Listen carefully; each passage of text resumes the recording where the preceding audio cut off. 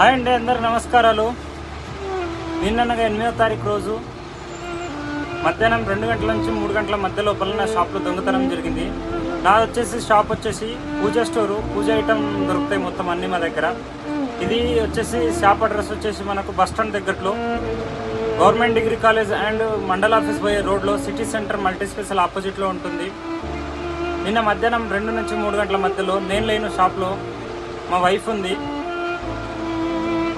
మా వైఫ్ని ముగ్గురు ఆడవాళ్ళు వచ్చి ఇద్దరు మాటలు పెట్టి ఇంకొక ఆమె వెనక సర్దుకుంటూ అగరబత్తి ప్యాకెట్లు ఎత్తుకపోయింది. మాది పూజా స్టోర్, మొత్తం పూజ ఐటమ్ మాత్రమే ఉంటాయి ఇక్కడ. ఇక మాకు సంబంధించిన లేవని చెప్పి వెళ్ళిపోవడం జరిగింది.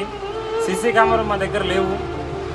యాక్చువల్లీ చిన్న షాపు, అంత సీసీ కెమెరాలు పెట్టేంత ఇది లేదు. అంటే స్తోమత కాదు, పెద్ద షాప్ ఏం కాదు, చిన్న షాపు, చిన్నగా నడిపించుకుంటున్నాము.